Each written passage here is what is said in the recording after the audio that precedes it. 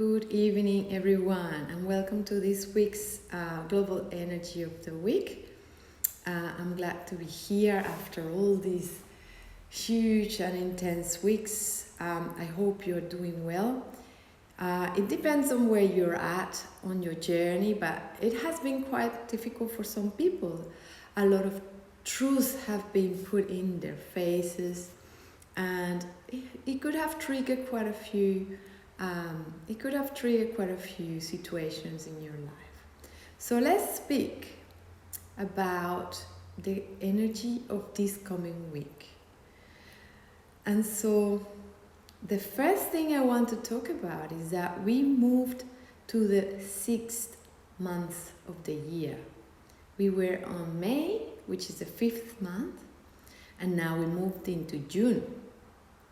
And so I want to highlight this because 6 plus 5 of the year is 11. And this coming week is the week 24 of 2021. With 5 energy of the year is 24 plus 9 is 29, 11, 2. So it's a reinforced 11. So we have the 11 coming from the month, and we have the 11 coming from the week. So let's just talk a little bit about 11. If you look at number 11, it's 1 and 1, my will and thy will. So 11 can feel that it knows, but where does this knowledge or this knowing come from? Is it from our ego? I know it, I know what I need to do, don't tell me.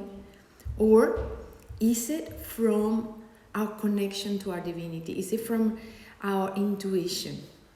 Are we open to receive that information that we need to use that will guide us towards the next move? So this is a big thing because many people with 11 energy in their charts tend to become a little bit like, don't worry, I know it, don't tell me anything. And that could be very difficult for people around them because sometimes they could even become a little angry because that 11 is a bit divisive, because 11 is a 2, comes down to a 2. However, when the 11 is open to receive, it could become the prophet. It could have this ability to see so much beyond what is evident, beyond the physicality, beyond the things in front of their faces. So a big hint to be open, to make sure that you make time and space to listen within, to listen to your heart, to listen and observe and watch for signs and cues that are given to you. So what you do is not what you know from the mind, but what you're given. Okay? So let's look at the week as a 29. So the 29, one of its names is the birth of light. So it's a beautiful number. It's a beautiful number that can give us many possibilities for growth. Yeah. When the 29 is not open, yes, when it's kind of in the ego, in the material world, let's say, in the personality. It could feel a little lost. It could feel like everything is dark. It's like if it's just looking and focusing down. Doesn't see where the solutions are. It cannot see anything. However, when it finally opens up, it is the light at the end of the tunnel. So it can see solutions that were not there before. It can then suddenly all of a sudden see a path forward. It can see, oh, okay, all this stuff that has been going on for me has to do with this, and this is the new way I can do things. So it gives us the possibility to see things in a different way and see beyond what is apparent. See beyond. So be open. Watch for the little signs. So if we look at the week, using the years at 23, 20 plus 2 plus 1, 24 plus 23 give us 47, 11, 2. And 47, one of its names is dreams come true. So then, here is what dreams. Is it, again, the dreams of your mind, what I think I need to do, what I think I need to get? Or is it that voice from your soul that speaks to you and says, this is what we're doing? Or even that big call from your heart that's telling you, this is the direction we need to follow. So again, make sure you watch for the signs. And so for those who are already open and know how to identify the guidance, it is this sudden thought, or is this voice, this little voice, or is a little dream, or is it something that appears all of a sudden in your mind? Some of you already know how to distinguish between our thoughts, the mind, why didn't you do that? You should do that, then don't do that. And the guidance that is like a little instruction. It doesn't judge. It doesn't push you. It doesn't give, it doesn't bring guilt. It is just an instruction, and it could be a persistent instruction. Move there, move there, move there. Talk to that person, call that person, call that person. But it's not a judgmental voice. It's not a thought that will make you anxious. It actually is like a very neutral kind of way. So if you're not used to or tuned to listen to this little voice, what you could do is perhaps see the signs on the road. Pay attention to things that repeat, like messages that you see continuously. Perhaps you see a sentence that keeps popping up on your ads or on TV, or you're driving and you keep looking at the same spot. See what you focus on. There might be a sign and a message there for you, and see how relevant it is to whatever you're going through, whatever is the stuff that wants to be born in your life, the stuff that you're leaving behind, because this is a massive time of change and transformation. So this is why for some people it's been quite intense. People that are flowing, are just seeing the changes, are very, very excited about all the new things that are happening in their lives. For some people, leaving things behind is not as easy. Sometimes we're attached to the house, sometimes we're attached to the person, to the friends, to the school, whatever it is, to the habits. And leaving things behind is not as easy. So maybe it's a little shift of focus and mindsets to be able to then birth the new things that want to come into your life.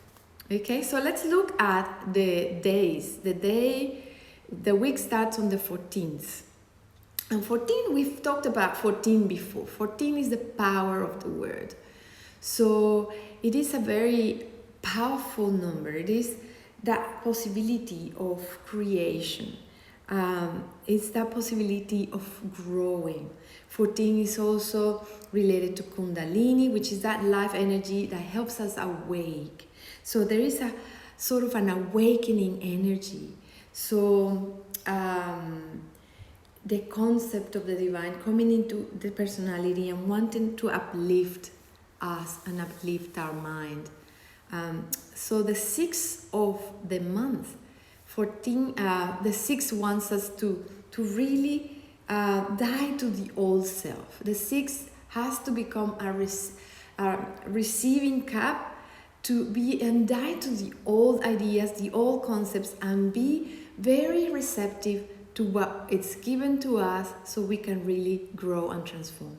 So if you look at the 14 as a 5 and the 6 of the month, then we look at a 56. 56 wants us to change our mindsets. It asks us not to be so stuck to our own ideas. It requests from us to be more flexible and to allow the guidance. So again, another reminder that we need to be very flexible. We need to be open to the ideas that we receive and forget about our own ideas of what needs to be done and how it needed to be done. If you're given a complete new direction, follow that, listen to your heart and see if it aligns to your truth. Okay, so 2021, it's a 5. So we have the 14 plus the 6 of the month, that's 20. So asking us to birth ourselves, giving birth to ourselves. And birthing is not easy. So we really require a lot of courage, and we require to listen to the greater mind. So we can actually give birth to ourselves. So, as we were saying before, not necessarily an easy time for some people that are still attached to the old, but it's really very exciting because it gives us the possibility to grow and transform. So the 5 of the year, 20 plus 5 is 25, 7. And 25 wants us to really connect and receive the mind of the concept that's given by the divine. So another number that tells us to really listen within. And if we do, then it's grace. Grace. Because we really are able to transform. So one thing that could happen is that the mind is racing a lot. So if you find yourself with your mind thinking and you feel a little anxious, just take your time to be in silence, go and walk in the park, do something that brings peace to yourself, looking at the river, anything that helps you stabilize your mind. And so this gives the possibility for great transformation. So we pay attention to the little things. So the week finishes on the 20th of June. So then another 20 here. So we're birthing ourselves. This is, change, transformation, letting go, seeing a new way of doing things. You need to birth yourself. So the 20 and the 6, and again, we're in the months, as I was just saying before, dying to the old, letting the new come into our lives. And so if we look at the 20 as a 2, we see the 26. And we were talking about 26 a few weeks ago because that was the energy of the week, where we need to realign and we need to really see what is that we need to do in order to align to who we truly are, so we can express what we came here to do. Yeah? So are we flowing or are we resisting? That's where the difficulties are. When we resist change, that's when things feel very difficult. Okay, so just trust that everything is given to you so you can transform and grow and move forward. So 26 plus the 5 of the year gives us 31, 13. 31 is another number we have discussed before, is the flag bearer. The flag bearer guides others. It's an inspiration for others. So this number requests from us to have a lot of courage and stand for what we really believe in. So it asks us to trust. It asks us to endure, to be resilient, and to walk the little steps towards the new reality we're creating. It requests from us to really keep going, even if we feel a bit strange, a little lonely, if we feel that others don't understand what we're doing, if anything. It requires from us a lot of courage. And so it also gives us a 13, and the 13, as I have mentioned before, is also called the butterfly. And the butterfly needs to die to the old, needs to die to being a caterpillar, It needs to lose its old structure so it can grow its beautiful wings and uplift. So the 13 needs to rise to the challenge and needs to be courageous to be able to do this. So this allows for the butterfly to find a new way to solve the problems. So see, we're still going through this transformational energy. Perhaps it's not so intense as the weeks before. We were in an eclipse season, and eclipses are really giving us that big push. This is kind of you already saw what you need to let go of. You're already being in front of your truth. You really know now, and this is just the time to move forward, to find a way to do it, and be courageous to continue your journey.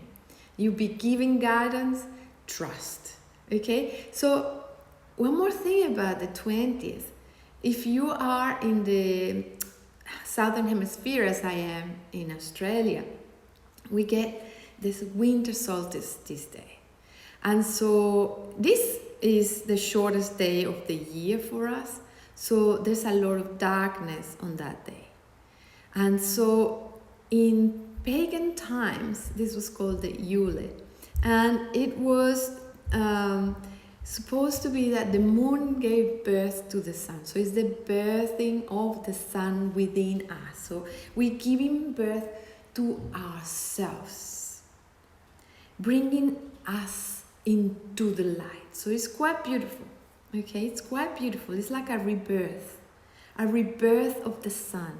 It's a powerful energy for regeneration, for growth, for renewal. And it requests some self-reflection because it wants us to really look within, connect to our hearts, and see what are the changes that we need to do in order to move forward and align. Okay, so see how all this brings us to kind of the same places.